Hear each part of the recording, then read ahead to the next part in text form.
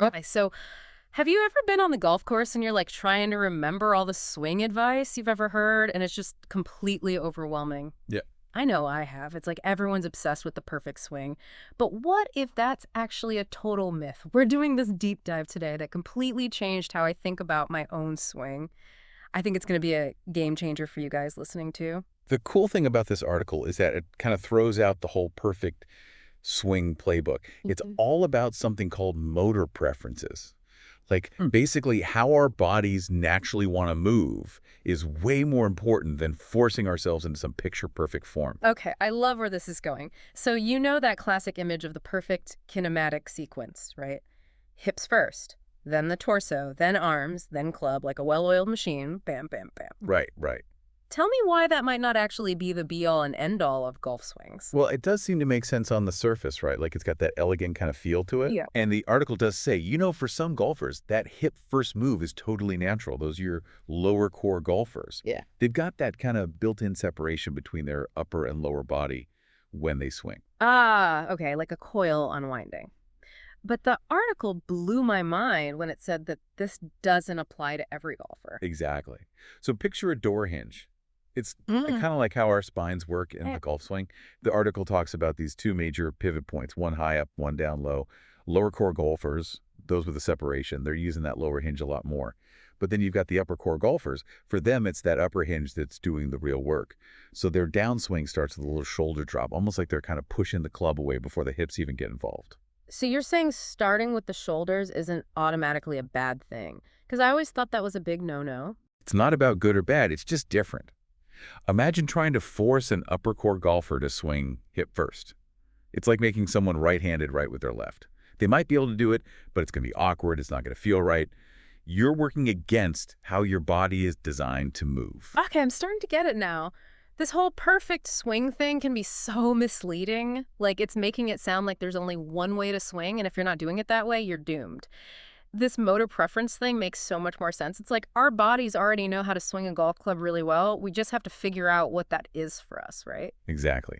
And that's where things get really interesting because the article says by understanding those modal preferences, you can unlock a whole new level of power. You hit the ball more consistently. You can even avoid injuries, things you couldn't do if you were trying to force your body into a mold that doesn't fit. Okay, I'm hooked now. So, how do we figure out if we're an upper or lower core golfer? What does it even look and feel like to swing with those different preferences? So, how do we actually figure out if we're an upper or lower core golfer? And then, what does it even look and feel like to swing with those different preferences? Yeah, that's the big question, right? Right. Unfortunately, the article doesn't give us like a simple test we can do at home, Okay. but it does give us some clues. So remember how we were talking about those pivot points in our spines Yeah. and how those influence rotation? Well, upper core golfers, they're going to feel that initial movement more in their shoulders and upper back. It's almost like a weight shift, like they're starting the downswing by throwing the club down towards the ball with their upper body. Oh, okay. Okay, I can almost picture that. So, what about lower core golfers? How is it different for them? So they're all about that lower hinge. They're going to feel that first move more in their hips and their core. Think of it like a baseball pitcher. They get that power from their legs, then the upper body just follows through. That same kind of feeling for a lower core golfer, that separation and sequence of movements. So, it's not just about how flexible you are, it's about how your whole body is designed to move, right? So, like all those years I spent stretching, maybe that wasn't the secret sauce I thought it was. Go disc the stretching just yet. Okay. Flexibility is definitely important. But this article makes it clear that it's only part of the picture. There's this great analogy. Imagine you're setting up for your shot, but your stance is totally fighting against your body's natural balance. Oh, I see. You could be the most flexible person on the planet, but if your setup doesn't match up with your motor preferences, you're always going to struggle. Yeah, that's such a good point. It's like trying to run a marathon in shoes that are way too small for you. You might be able to do it, but it's not going to be pretty, Yeah, and you're probably going to hurt yourself. exactly. The article really emphasizes the importance of working with your central nervous system, not against it. It says a lot of the swing flaws we end up with are really just our bodies trying to compensate because we're forcing them into a movement that doesn't feel natural. Interesting. So it's not about trying to change how we're naturally inclined to move. It's more like we need to figure out how to use that to our advantage. But how do we do that? How do we actually learn to swing in a way that works with our own unique motor preferences? That's where things get really exciting. Because the article says that kind of personalized approach means we need a whole new way of thinking about how we teach and coach golf.